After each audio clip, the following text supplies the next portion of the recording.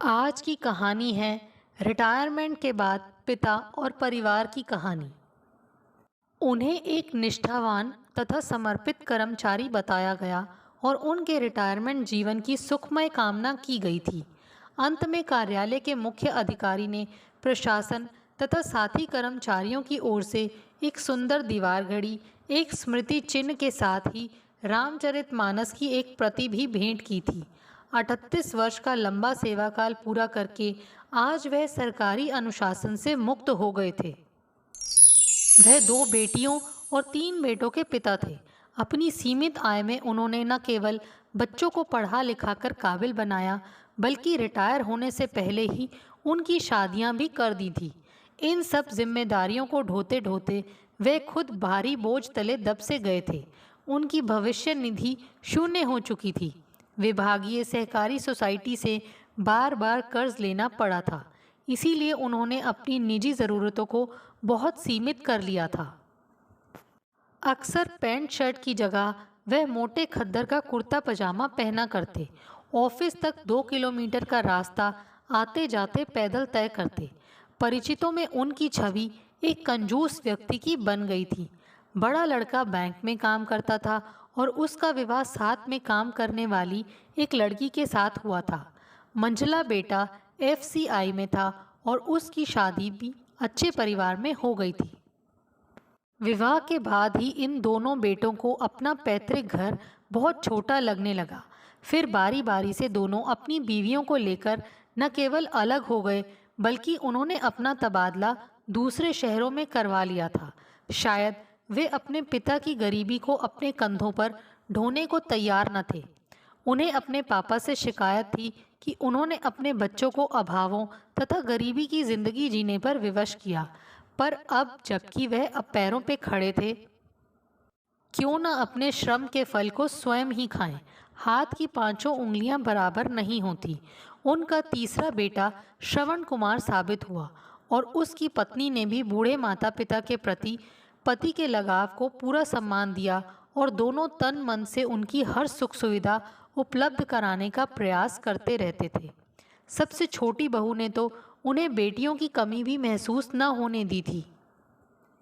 Mummy papa कहते कहते दिन भर उसकी ज़बान थकती न थी। सास ससुर की ज़रा भी तबीयत खराब होती तो वह परेशान हो उठती। सुबह सोकर उठती तो दोनों की चरण धूली माथे पर लगाती।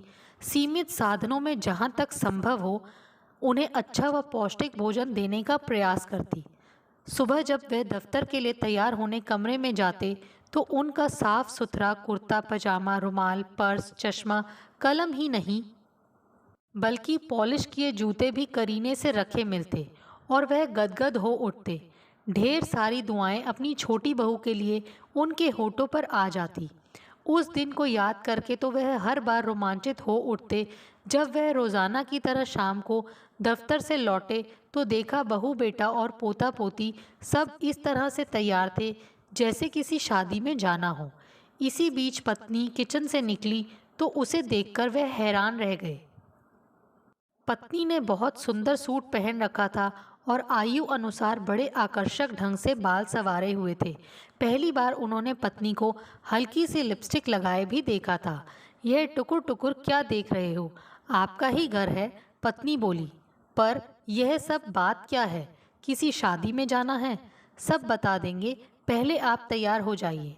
पर आखिर जाना कहाँ है? यह अचानक किसका न्योता आ गया है? पापा, ज़्यादा दूर नहीं जाना है, बड़ा मासूम अनुरोध था बहू का। आप झट से मुंह हाथ धोकर यह कपड़े पहन लीजिए, हमें देर हो रही है। वह हड़बड़ाए से बाथरूम में घुस गए। बाहर आए तो पहले से तैयार रखे कपड़े पहन लिए। तभी पोता पोती आ गए और अपने बाबा को घसीटते हुए बोले, चलो ना दादा, बहुत देर हो रही है। और जब कमरे में पहुँचे तो उन्हें अपनी आंखों पर विश्वास ही नहीं हुआ। रंग बिरंगी लड़ियों तथा फूलों से कमरे को सजाया गया था। मेज़ पर एक बड़ा सुंदर केक सजा हुआ था। दीवार पर चमकदार पेपर काटकर सुंदर ढंग से लिखा गया था, पापा को स्वर्ण जयंती जन्मदिन मुबारक हो। वह तो जैसे गूंगे हो गए थे। हठ पूर्वक उनसे केक कटवाया गया था और सभी ने ज़ोर ज़ोर से तालियां बजाते हुए happy birthday to you, happy birthday papa कहा। तभी बहू और बेटा उन्हें एक पैकेट पकड़ाते हुए बोले, ज़रा इसे खोलिए तो पापा। पैकेट खोला तो बहुत प्यारा सिल्क का कुर्ता और पजामा उनके हाथों में था। यह हम दोनों की ओर से आपके 50वें जन्मदिन पर छोटा सा उपहार है पापा। उनका गला रूंध गया और आंखें नम हो गईं। खुश रहो मेरे बच्चों, अपने गरीब बाप से इतना प्यार करते हो। काश वह दोनों भी। बहू, एक दिन मैं तुम्हें इस प्यार और सेवा के लिए पुरस्कार दूंगा। आपके आशीर्वाद से बढ़कर कोई दूसरा पुरस्कार नहीं है पापा। यह सब कुछ आपका दिया ही तो है। आप जो सारा विष स्वयं पीकर हम लोगों को अमृत पिलाते रहते हैं। सेवानिवृत्त होकर जब वह घर पहुंचे तो अपनी पत्नी ने आरती उतारकर स्वागत किया। बहू बेटे, पोता पोती ने फूलों के हार पहनाए और चरण स्पर्श किए। कुछ साथी घर तक छोड़ने आए थे, कुछ पड़ोसी भी मुबारक देने आए थे। उन सबको जलपान कराया गया। बड़े बेटे व बहुएं इस अवसर पर भी नहीं आ पाए। किसी न किसी बहाने न आ पाने की मजबूरी जताकर फ़ोन पर क्षमा याचना कर ली थी उन्होंने। अतिथियों के जाने के बाद उन्होंने बहू बेटे से कहा था, लो भाई, अब तक तो हम फिर भी कुछ न कुछ कमा लेते थे, आज से निठल्ले हो गए। फंड तो पहले ही खा चुका था। ग्रेच्युटी में से सोसाइटी ने अपनी रकम काट ली। यह 80,000 का चेक संभालो, कुछ पेंशन मिलेगी। कुछ ना बचा सका तुम लोगों के लिए। अब तो पिंकी और राजू की तरह हम बूढ़ों को भी तुम्हें ही पालना होगा। बहू रो दी थी, सुबकते हुए बोली, बेटी को यूँ गाली नहीं देते पापा। यह चेक आज ही मम्मी के खाते में जमा कर दीजिए।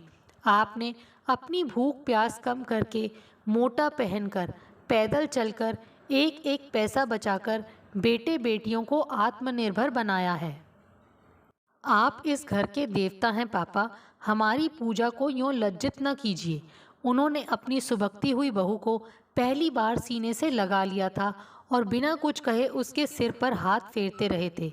समय अपनी निर्बाध गति से चलता जा रहा था। अचानक एक दिन उनके हृदय की धड़कन के साथ ही जैसे समय रुक गया। घर में कोहराम मच गया। भले चंगे वह सुबह की सैर को गए थे। लौटकर स्नान आदि करके कुर्सी पर बैठे अखबार पढ़ रहे थे। बहू चाय का कप टिपाई पर रख गई थी। अचानक उन्होंने बाईं ओर छाती को अपनी मुट्ठी में भींच लिया। उनके चेहरे पर गहरी पीड़ा की लकीरें फैलती गईं और शरीर पसीने से तर हो गया। उनके कराहने की स्वर सुनकर सभी दौड़े आए थे, पर मृत्यु ने डॉक्टर को बुलाने तक की मोहलत न दी। देखते ही देखते वह एकदम शांत हो गए थे। यूँ लगता था जैसे बैठे बैठे सो गए हों, पर यह नींद फिर कभी न खुलने वाली नींद थी। शव यात्रा की तैयारी हो चुकी थी। बाहर रह रहे दोनों बेटों का परिवार, बेटियां व दामाद सभी पहुंच गए थे। बेटियों और छोटी बहू ने रो रो कर बुरा हाल कर दिया था। पत्नी की तो जैसे दुनिया ही वीरान हो गई थी। शव यात्रा के रवाना होते होते लोगों की काफ़ी भीड़ जुट गई थी। बेटे यह देखकर हैरान थे कि इस अंतिम यात्रा में शामिल बहुत से चेहरे ऐसे थे जिन्हें उन्होंने पहले कभी न देखा था। पिता के कोई लंबे चौड़े संपर्क न थे। तब न जाने ये अपरिचित लोग क्यों और कैसे इस शोक में न केवल शामिल होने आए थे, बल्कि वे गहरे गम में डूबे हुए दिखाई दे रहे थे। क्रियाक्रम के बाद दोनों बड़े बेटे बहुएं और बेटियां विदा हो गए। अंतिम रस्मों का सारा व्यय छोटे बेटे ने ही उठाया था, क्योंकि बड़ों का कहना था कि पिता की कमाई तो वही खाता रहा है। मेहमानों से फुर्सत पाकर छोटे बेटे बहू का जीवन धीरे धीरे सामान्य होने लगा।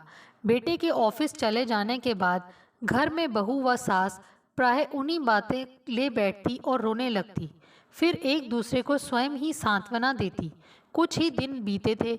रविवार को सभी घर पर थे। किसी ने दरवाज़ा खटखटाया। बेटे ने द्वार खोला तो एक अधेड़ उम्र के सज्जन को सामने पाया। बेटे ने पहचाना कि पिताजी की शव यात्रा में वह अनजाना व्यक्ति आंसू बहाते हुए चल रहा था। आइए अंकल, अंदर आइए, बैठिए ना। बेटे ने विनम्रता से कहा, तुम मुझे नहीं जानते बेटा, तुम मुझ जैसे अनेक लोगों को नहीं जानते, जिनके आंसुओं को तुम्हारे पिताजी ने हंसी में बदला, उनकी गरीबी दूर की। मुझे कुछ समझ में नहीं आ रहा अंकल। आप, बेटा बोला, मैं तुम्हें समझाता हूँ बेटे। 10 साल पहले की बात है। तुम्हारे पिता दफ्तर जाते हुए कभी कभी मेरे खोखे पर एक कप चाय पीने के लिए रुक जाते थे। मैं एक टूटे खोखे में पुरानी सी केतली में चाय बनाता और वैसे ही कपों में ग्राहक को देता था। मैं खुद भी उतना ही फटे हाल था जितना मेरा खोखा। मेरे ग्राहक गरीब मजदूर होते थे क्योंकि मेरी चाय बाजार में सबसे सस्ती थी। तुम्हारे पिता जब भी चाय पीते तो कहते, क्या गज़ब की चाय बनाते हो दोस्त, ऐसी चाय बड़े बड़े होटलों में भी नहीं मिल सकती। अगर तुम ज़रा ढंग की दुकान बना लो, साफ सुथरे बर्तन और कप रखो, ग्राहकों के बैठने का प्रबंध हो, तो अच्छे अच्छे लोग लाइन लगाकर तुम्हारे पास चाय पीने आए। मैं कहता, क्या करूं बाबूजी, घर परिवार का रोटी पानी मुश्किल से चलता है, दुकान बनाने की तो सोच ही नहीं सकता। और एक दिन तुम्हारे पिताजी बड़ी प्रसन्न मुद्रा में आए और बोले, लो दोस्त, तुम्हारे एक दुकान मैंने अलग चौक पर ठीक कर ली है, 3 माह का किराया पेशगी दे दिया है, उसमें कुछ फर्नीचर भी लगवा दिया है और क्रॉकरी बर्तन भी रखवा दिए हैं। रविवार को सुबह 8 बजे मुहूर्त है। मैं उनकी बातें सुनकर हक्का बक्का रह गया। उनकी कोई बात मेरी समझ में नहीं आई थी तो उन्होंने सीधे साधे शब्दों में मुझे सब कुछ समझा दिया। शायद यह बात आप लोग भी नहीं जानते कि वह अपनी नौकरी के साथ साथ ओवर टाइम करके कुछ अतिरिक्त धन कमाते थे। उन्होंने मुझे बताया कि ओवर टाइम की रकम वह बैंक में जमा कराते रहते थे। मेरी दुर्दशा को देखकर उन्होंने योजना बनाई थी और वह कई दिनों तक मेरे खोखे के आसपास किसी उपयुक्त दुकान की तलाश करते रहे और आखिर उनकी तलाश सफल हो गई। वह दुकान को पूरी तरह तैयार करवाकर मुझे बताने आए थे कि अगले रविवार मुझे अपना काम वहां शुरू करना है। अगले रविवार को मेरी उस दुकान का मुहूर्त हुआ तो बस मेरी आंखों से आंसुओं की धारा बह निकली। मैं उनके चरणों में झुक गया। मुझे कुछ नहीं सूझ रहा था कि किन शब्दों में मैं उनका धन्यवाद करूं। उन्होंने तो मेरे जीवन की काया ही पलट दी थी। एक दिन मुझे एक बैंक पासबुक पकड़ाते हुए उन्होंने कहा था, मैंने यह सब तुम्हारे उपकार के लिए नहीं किया, इसमें मेरा भी स्वार्थ है। नई दुकान पर तुम्हें जितना भी लाभ होगा उसका 5% तुम स्वयं ही मेरे इस खाते में जमा कर दिया करना। उनके आशीर्वाद ने ऐसा करिश्मा कर दिखाया कि मेरी दुकान दिन दूनी रात चौगनी तरक्की करती गई और आज वह दुकान एक शानदार रेस्टोरेंट का रूप ले चुकी है। मैं और मेरा बेटा तो अब उसका प्रबंध ही देखते हैं। आज तक नियमित रूप से मैं लाभ का 5% इस पासबुक में जमा करा रहा हूँ। इसी तरह एक बूढ़ा सिर पर फल की टोकरी उठाए गली गली भटक कर अपनी रोजी रोटी चलाता था। बढ़ती उम्र के साथ उसका शरीर इतना कमज़ोर हो गया था कि टोकरी का वज़न सिर पर उठाना उसके लिए कठिन होने लगा था। एक दिन इसी तरह केलों की टोकरी उठाए जब वह बूढ़ा चिलचिलाती धूप में घूम रहा था तो संयोग से तुम्हारे पापा पास से गुजरे थे। सहसा बूढ़े को चक्कर आ गया और वह टोकरी समेत गिर गया। तुम्हारे पापा उसे सहारा देकर फौरन एक डॉक्टर के पास ले गए और उसका उपचार कराया। उसके बाद उस बूढ़े ने उन्हें बताया कि वह 600 रुपये मासिक पर एक अमीर आदमी के लिए फल की फेरी लगाता है, जिसने इस तरह के और भी 10-15 लाचार लोगों को इस काम के लिए रखा हुआ है, जो गली गली घूमकर उसका फल बेचते हैं। तुम्हारे पिताजी उस बूढ़े की हालत देखकर द्रवित हो उठे और मुझसे बोले, मैं इस बुजुर्ग के लिए कुछ करना चाहता हूँ, ज़रा मेरी पासबुक देना। कुछ ही दिन बाद उन्होंने एक ऐसी रेहड़ी तैयार करवाई जो चलने में बहुत हल्की थी। रेहड़ी उस बूढ़े के हवाले करते हुए उन्होंने कहा था, इस रेहड़ी पर बढ़िया और ताज़ा फल सजाकर निकला करना, आपकी रोज़ी रोटी इससे आसानी से निकल आएगी। काम शुरू करने के लिए यह 10,000 रुपये रख लो। और हाँ, मैं आप पर कोई एहसान नहीं कर रहा हूँ। अपने काम में आपको जो लाभ हो उसका 5% श्यामलाल को दे दिया करना, ताकि यह मेरे खाते में जमा करा दे। वह बूढ़ा तो अब इस दुनिया में नहीं है, पर उसी रेडी की कमाई से अब उसका बेटा एक बड़ी फल की दुकान का मालिक बन चुका है। वह भी अब तक नियमित रूप से लाभ का 5% मेरे पास जमा कराता है, जिसे मैं तुम्हारे पिताजी की पासबुक में जमा कराता रहता हूँ। उस बूढ़े के बाद उन्होंने 7-8 वैसे ही दूसरे फेरी वालों को रेड़ियां बनवा कर दी, जो अब खुशहाली का जीवन बिता रहे हैं, और उनके लाभ का भाग भी इसी पासबुक में जमा हो रहा है। इतना ही नहीं, एक नौजवान की बात बताता हूँ। एमए पास करने के बाद जब उसको कोई नौकरी ना मिली, तो उसने पटरी पर बैठकर पुस्तकें बेचने का काम शुरू कर दिया। एक बार तुम्हारे पिताजी उस ओर से निकले तो उस पटरी वाली दुकान पर रुककर पुस्तकों को देखने लगे। यह देखकर उन्हें बहुत दुख हुआ कि उस युवक ने घटिया स्तर की अश्लील पुस्तकें बिक्री के लिए रखी हुई थी। लाला जी ने जब उस युवक से क्षोभ जाहिर किया तो वह लज्जित होकर बोला, क्या करूं बाबूजी, साहित्य में एमए करके भी नौकरी न मिली। घर में माँ बिस्तर पर पड़ी मौत से संघर्ष कर रही है। 2 बहनें शादी लायक हैं। ऐसे में कुछ ना कुछ कमाई का साधन जुटाना ज़रूरी था। अच्छी पुस्तकें इतनी महंगी हैं कि बेचने के लिए खरीदने की मेरे पास पूंजी नहीं है। ये पुस्तकें काफ़ी सस्ती मिल जाती हैं और लोग किराए पर भी ले जाते हैं। इस तरह कम पूंजी में गुजारे लायक आय हो रही है। यदि चाहो तो मैं तुम्हारी कुछ आर्थिक सहायता कर सकता हूँ। यदि तुम वादा करो कि इस पूंजी से केवल उच्च स्तर की पुस्तकें ही बेचने के लिए रखोगे, तो मैं 40,000 रुपये तुम्हें उधार दे सकता हूँ, जिसे तुम अपनी सुविधा अनुसार धीरे धीरे वापस कर सकते हो। मेरा तुम पर कोई एहसान न रहे, इसके लिए तुम मुझे अपने लाभ का 5% अदा करोगे।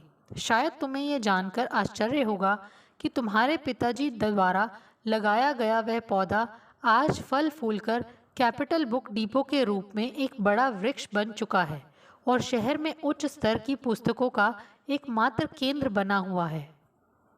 एक बार मैंने तुम्हारे पिताजी से पूछा था, बाबूजी, बुरा न माने तो एक बात पूछूं?